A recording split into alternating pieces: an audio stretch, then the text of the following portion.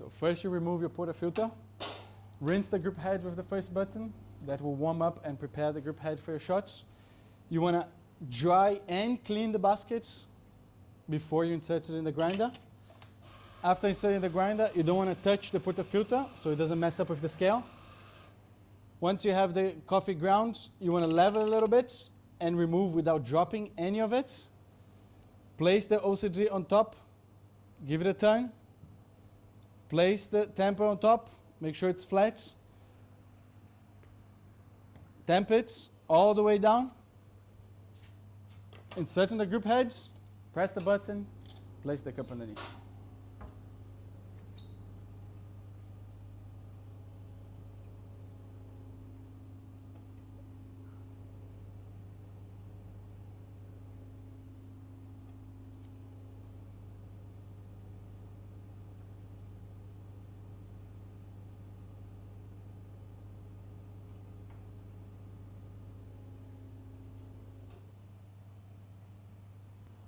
What not to do when pulling a shot. Don't try to remove your portafilter any other way than the right way. Don't forget to press the button to rinse the head, otherwise all the dirt will be in your next shot. Don't forget to dry and clean this, otherwise the moment your coffee falls into the basket, it will start extracting. You don't want to be messing with this, because look, now the grinder has no idea how much coffee is in there. Once you have coffee in there, you don't want to just pull this in any way, otherwise you lost half of your coffee. Once you've distributed your coffee, make sure you tamp all the way to the end, don't half tamp it. And once your portafilter is ready, don't hit it anywhere, because you're going to create cracks. If you try and extract this, the water will find channeling and will gush through, and it's going to be disgusting.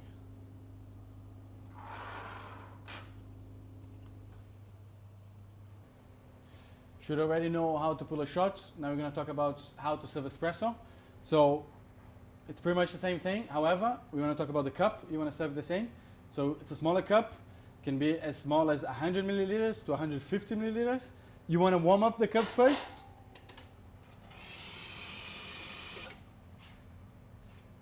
Pour the shots.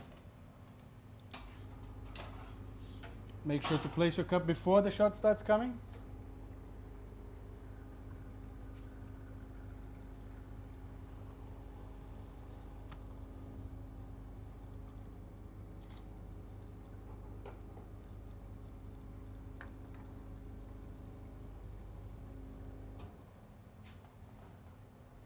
The most important thing, you never serve espresso without stirring it.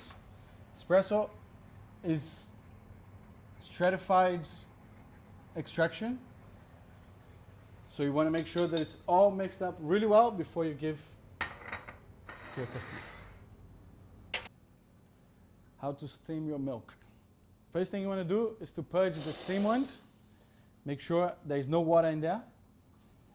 Place your milk jug with the steam wand really in the middle. Imagine that there is like an X or a cross here, and you're looking from above. It has to be really in the middle. And then you want to just tilt it to one side. It can be either side. Make sure it's tilted to one side though, because you want to create that vortex. If it's exactly in the middle, it won't happen. How much of the tip you want submerged? Watch from the side here, from the side here. You want to start with the tip this much under, create the vortex. Once you create a vortex, you want to lower your milk jug until you start hearing the tss, tss, tss, tss. You're going to do it for 3 seconds, and you're going to raise the milk jug again to where you started to create the vortex again and consolidate milk and foam. So again, the middle. Tilt to one side, open, not too strong, create the vortex, lower, add your air, 3-4 seconds for a bigger milk jug, raise again, have the vortex happening. When it's hot to the touch, you stop. If you have some air bubbles, which you shouldn't, you can just pound like this, and then you want to continue stirring If you see it like it's like wet paint, then you're good. If not, try it again. How to pour latte art. So first, you want to stir your espresso. Make sure that the creamer is a bit broken. Keep on stirring your milk jug. You want to pour from a height to mix coffee and milk. Once you have 2/3 of the cup full, you want to get real close, and then you want to start dropping your pattern. Do whatever you want, and at the end, just go above and across. For ristretto shots, you're going to do exactly the same. However, once you place it in, you're going to use the first button, long shot, long press, and you're going to get half of the amount of a regular shot. That's a much more concentrated drink, and we use for Magic and for a Piccolo.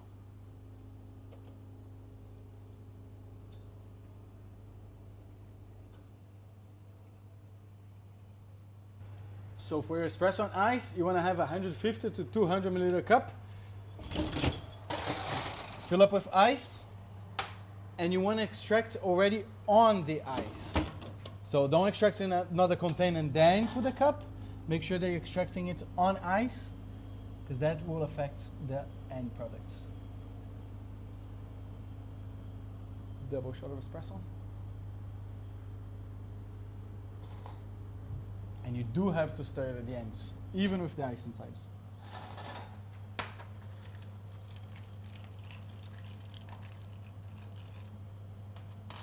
Voila. So for the espresso tonic, you want to have 300 milliliter cup full of ice. You want to open your tonic water. You want to fill it like you do for an iced coffee. Throw your double shots on top. I recommend using a coffee that is a bit more fruity, like Ethiopia. And then you can even put on the sides beautiful orange, so that people in the end, they can just take, put it inside and drink. So when I talk about the espresso macchiato, and first of all, don't make the mistake, there's espresso macchiato and there's latte macchiato. We'll talk about the latte macchiato later. Normally when people ask for macchiato, they are talking about espresso macchiato. You want to take your espresso shot the same way that you prepare espresso. You want to stir it the same way you would serve espresso. And the size is 150 milliliters. You can go down to 100 milliliters. But we prefer having a bit more room in the cup, so 100 milliliters, 150 milliliters is a bit better. You want to have a small vessel or jug to steam your milk and create a lot of foam. What you need is foam. You don't want milk. So you're just going to have a little bit of milk and try to create a lot of foam. Have your tip always on top of your milk so that you create pretty much just foam. Look how much foam, very thick and abundant foam. Before you pour your foam, you can give it a stir as well to consolidate, get the bubbles a little smaller. Once you're ready to pour, you just grab one, pour in the middle beautifully, two, and even a third time. And there you go. That is your macchiato, which means stained. It's an espresso cup with a stain of foam. Espresso macchiato on ice. You're going to use also a 200 milliliter cup. You want to brew espresso on the ice, like espresso on ice.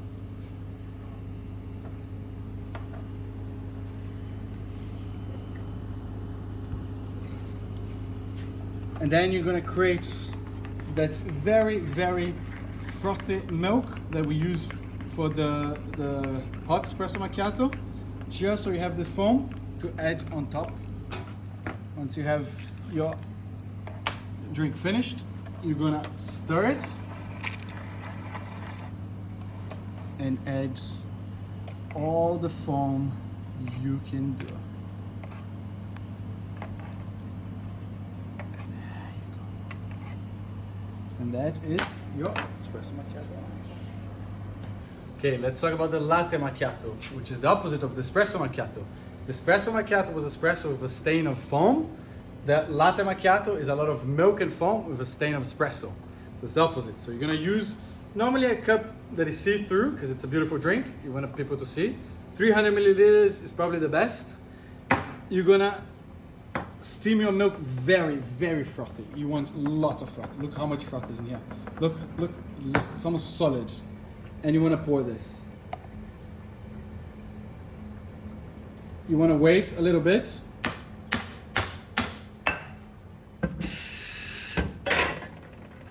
You want to split your shots. So you want to take just one single shot. Because again, it's just a stain of coffee in each one. And then you can even attempt latte art on top of your espresso. Like, let's try this one. Wow, beautiful smell. And here on the side, you see the 3 layers of stemmed milk, espresso, and the foam. That's a latte macchiato. Cool, so for an Americano, we want to pull our shots. We want to use any sort of vessel that is appropriate for pulling shots, like this one. And we want to warm up our water. So we turn on the kettle. It's better that you turn on the kettle before you start pulling the shots, so that the water is already warm by the time that you finish pulling your shots. You want to have water from 75 to 80 Celsius. And then you want to use one of these 2 size cups. There's a 200 milliliter. You can do 170 to 200 for a small Americano, and 250 to 300 for a big Americano. You're gonna fill up with water. It's called Americano because Italians found very weird that Americans would want espresso with a lot more water in it. So it's pretty much just that. It's just a lot of hot water and your espresso shot on top. For specialty cafes, you use a double shot of espresso. And if you pour it slowly from very close by, you keep the cream on top, it looks delicious. An iced Americano. So same thing, 300 milliliter cup as the iced cup. I suggest using a cup that looks beautiful because an Americano doesn't look so beautiful. Fill up with ice, add your water.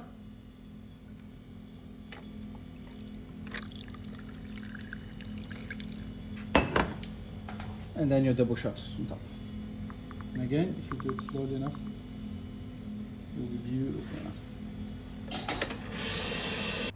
All right, let's talk about the Piccolo, which is an Australian drink. And you want to do a ristretto shot. You could do it with a single shot as well. It's possible, but we prefer a ristretto shot. It has a bit more consistency. It gives a better finish to the cup. You want to steam your milk very thin, like a cortado. You don't want too much foam.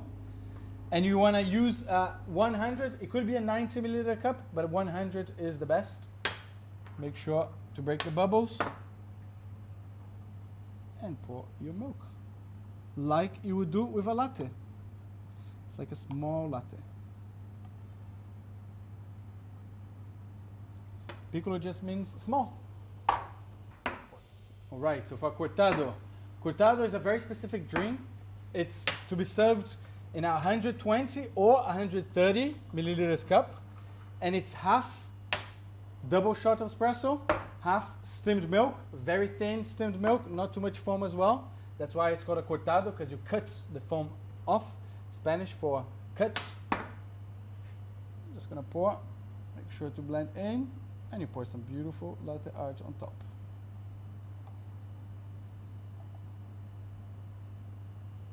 That's your cortado.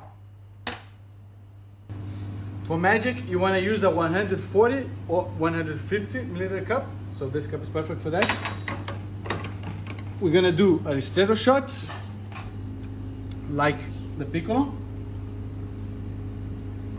And we're gonna steam our milk also very thin, like a flat white, like the Piccolo, like the cortado. Why is it called a magic? Ask the Australians. There you go. Just gonna pour, just like you pour a cortado.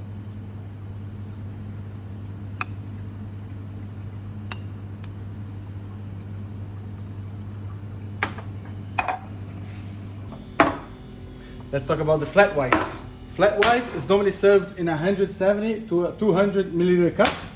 It's always a double shot, and the rest is pretty much steamed milk, not much foam. That's why it's called a flat white. But you wanna have the milk thin enough that it's still a flat white, but not too thin that you don't have a beautiful latte art on top. So find the balance.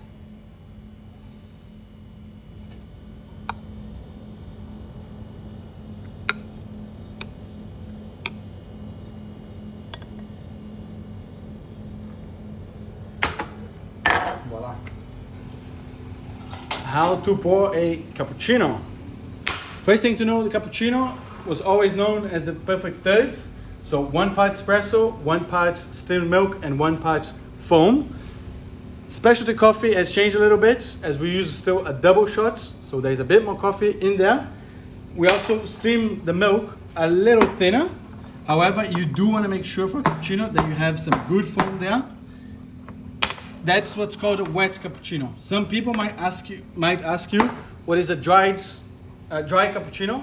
And a dry cappuccino is a lot more foam. You barely have any steamed milk. It's pretty much just the espresso and loads of foam. This for you guys is a wet one. That's the normal regular one that we serve. Just want to pour. Get your latte art in. Make sure it looks good.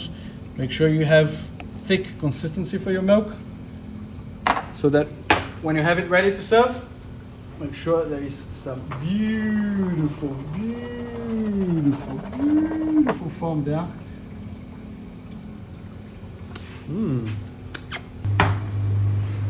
So let's talk about the latte. Latte is normally served in a 250 to a 300 milliliter cup, and you want a double shot in there, thinly stretched milk, and you want to pour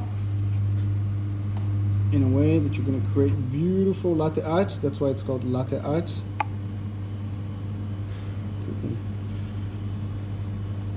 Nah. It's a very miskin small. So for an iced coffee, you want to use normally a 300 milliliters cup. See through because it's nice.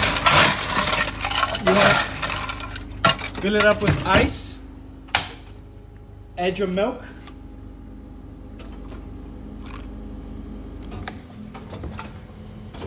Have your espresso ready in a suitable container, like this one.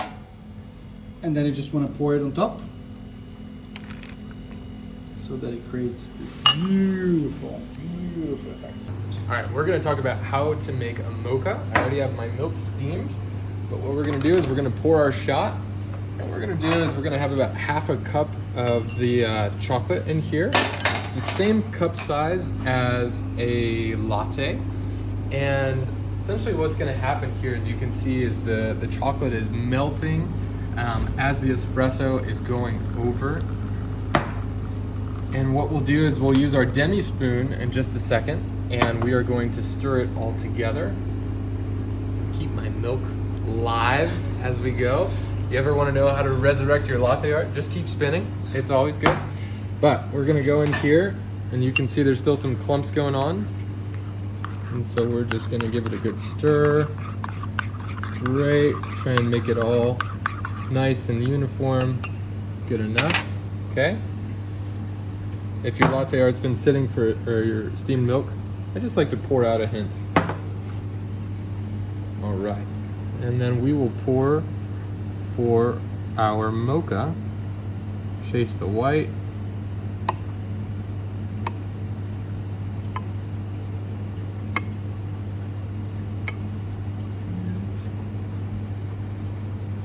All right, and that is our mocha. For the cold mocha, very similar to the hot mocha. You just put half a scoop of chocolate in a recipient. You brew your shot on top. You stir it.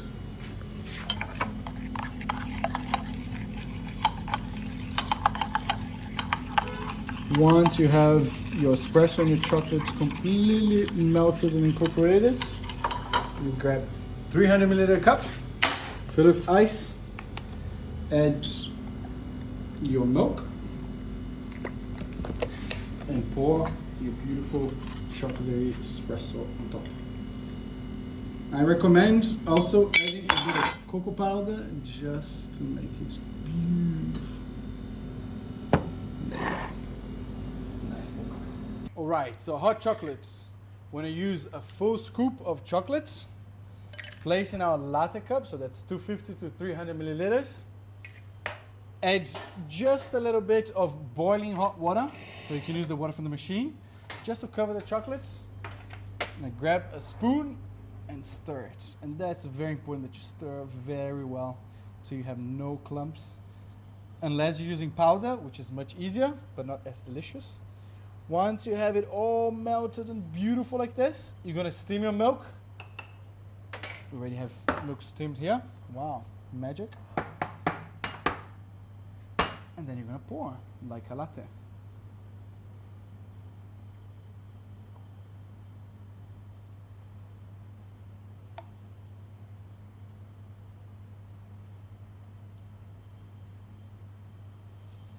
And at the end, I recommend you put a little bit of cocoa powder just where people place their lips. So that is velvety.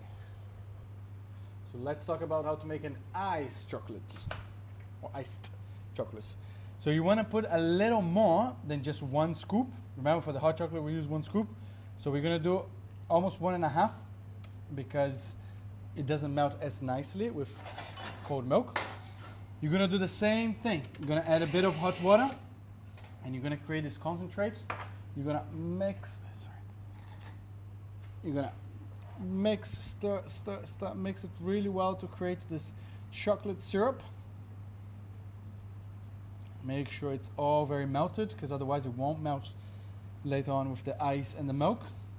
So you wanna make sure that you don't compromise on this part of the process. Grab your cup, 300 milliliters cup, fill up with ice, fill up with milk, and then pour your beautiful chocolate syrup on top.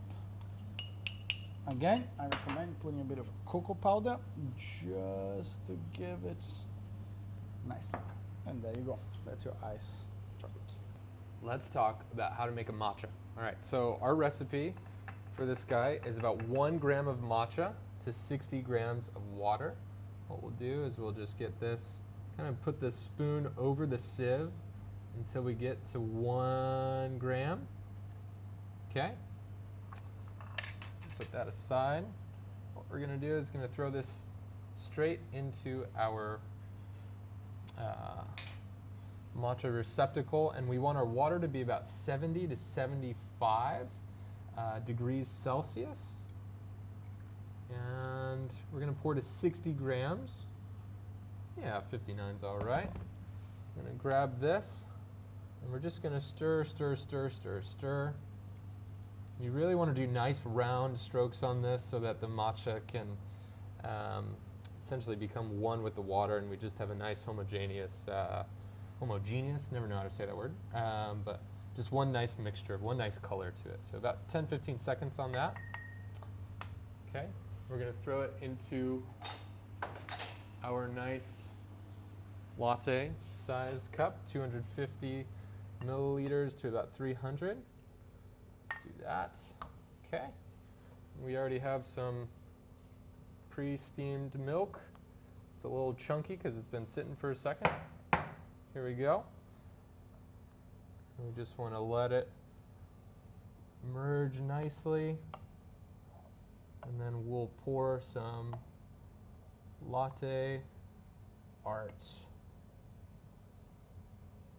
for our matcha. And that is how you make a nice hot matcha. All right, let's talk about how to make a cold matcha. So we're gonna do the same kind of stirring method as we did on our hot matcha. Again, this is about 10 to 15 seconds, and we're just trying to make it nice and uniform, no big clumps. The goal is just for it to be the same nice color all the way around. All right, we'll let that sit. And what we'll do is we have our nice iced cup. We'll pour the milk in a little less than you would for a latte. If we need to top it off at the end, it's not the end of the world, but we'll just do a nice, easy pour onto the top. I like to just pour it around. All right, and we have a beautiful green color. Maybe we'll add just a little bit more, some fun, just to fill it on up to the top. And there we have our beautiful iced matcha.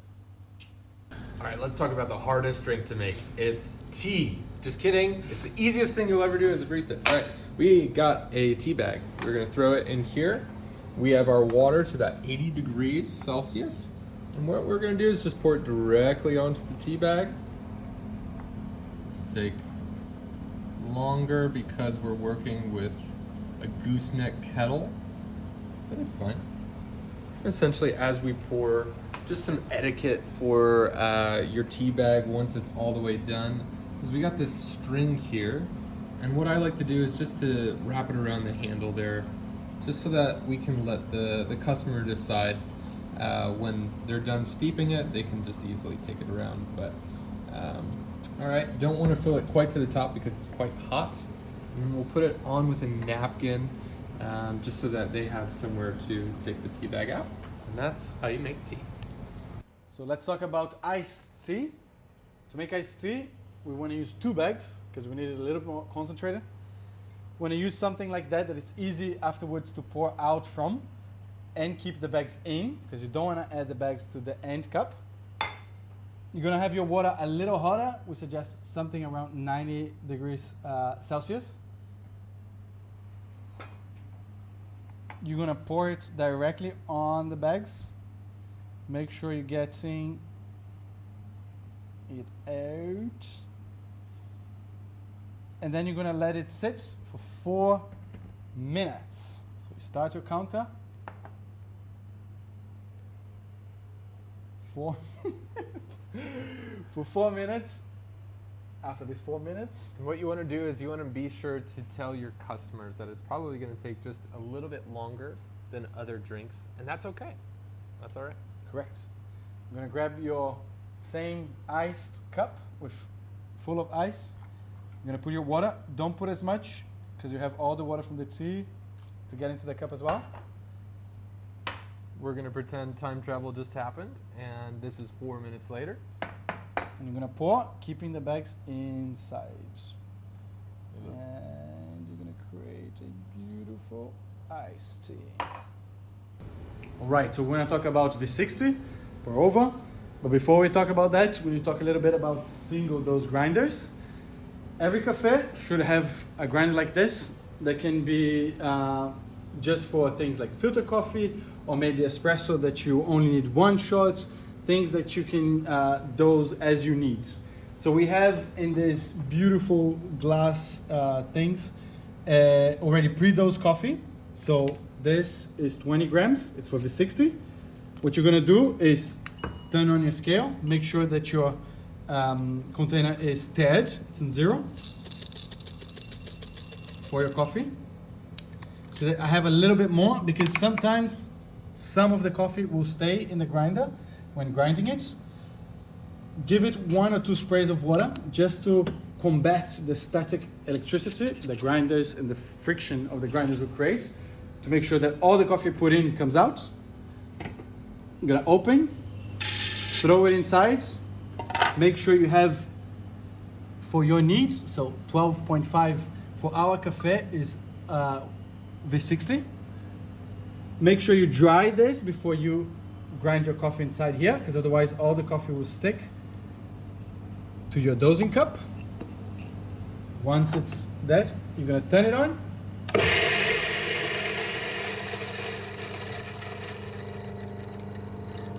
Turn it off.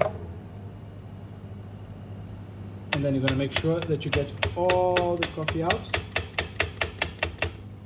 And you're gonna use your scale. See? You lost 0.2 in the grinder. And now we're gonna make sure that we have beautiful 20 grams. Perfect.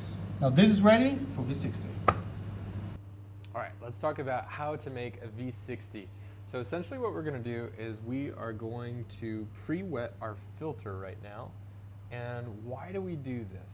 Okay, so this is important to make sure you have a vessel underneath, you're not just pouring directly. But the reason we do this is it takes out some of the papery or even the musty kind of flavors from the filter, and it will then make sure that we're not tasting the filter, but we want to taste the coffee. This is very specialty coffee, and so essentially what I do is I just put this into here to warm our cup, and then I like to just warm up our cup as well. And the reason for that is because it just creates, this is pretentious, but it creates more of a harmonious kind of a harmony in the cup so that we're not going from super hot to really cold or vice versa, okay? So we have our empty vessel. We are tiered at 0. Want to make sure we have 20 grams, great. We have 20 grams of coffee, we'll tare it again. Okay, and now we have our water temperature at about 96. There's debate that Gabriel will say 93 is better. I like a little hotter, that's fine. But what we're gonna do is we're gonna make sure that we have a nice even bed here. So I just like to shake it a little bit, and then we will start our timer. And what I'm gonna do is what we're calling the bloom.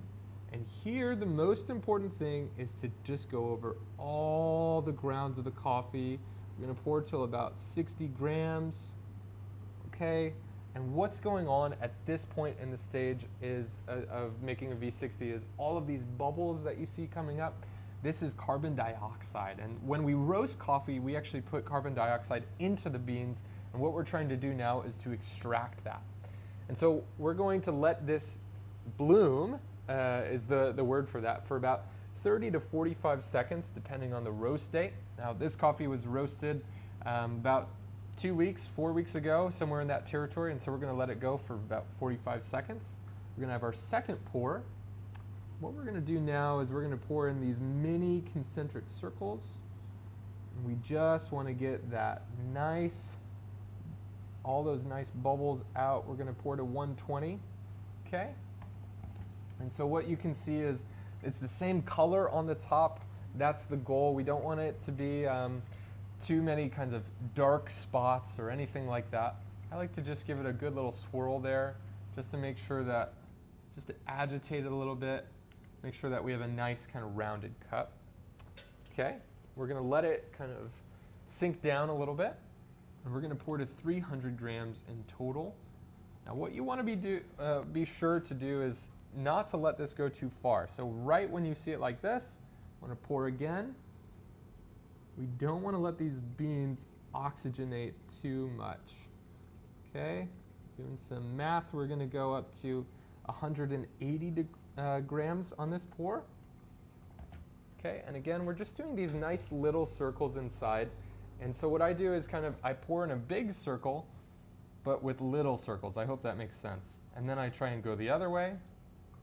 And that just creates an even extraction. And so that's one of our key goals when we're brewing a V60, is to make sure that we have an even extraction and that essentially all of the beans are being equally agitated.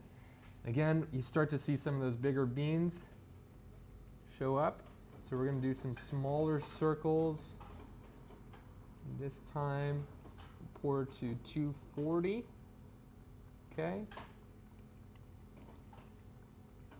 All right, and note again on the color, sometimes when you do V60s, you want to be careful not to pour directly on the side here. If you pour directly on the side, what's going to happen is the water's going to go straight through, and you're not going to actually be equally extracting the coffee, and instead, the water's just going to be shooting straight down from this down into here, and we don't want that. We want the coffee to interact as much as possible with the beans as possible. And so now, again, we're going to let it kind of fall, drain a little bit. Our goal is about 4 minutes, 4.5 minutes. And we're going to make our last pour to 300. And as you can see, the bubbles are kind of running away, but I'm going to try and get as many.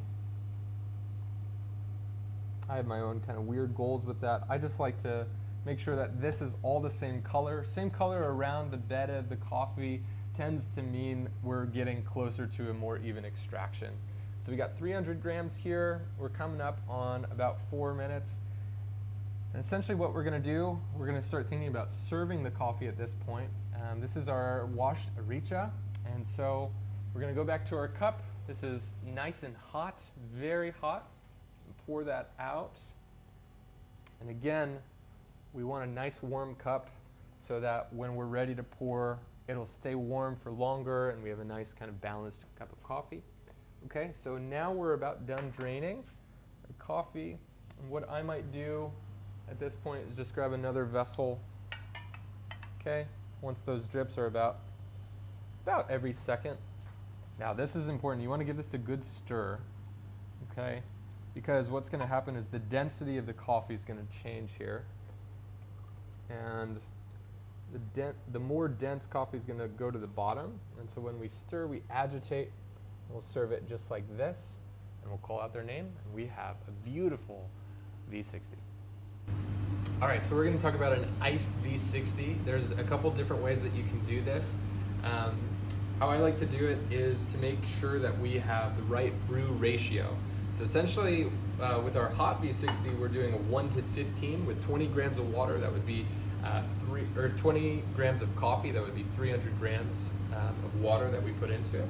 But with an iced V60, it's a little different. We have ice in the factor, and so we want to make sure that we're accounting for that because it's going to melt.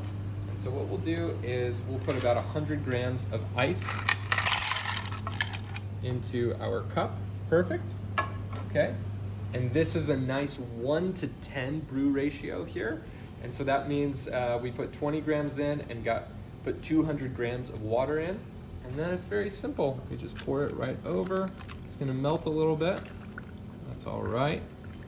It's going to be a delicious V60. And we'll serve it similar to how we do with the hot, just like that.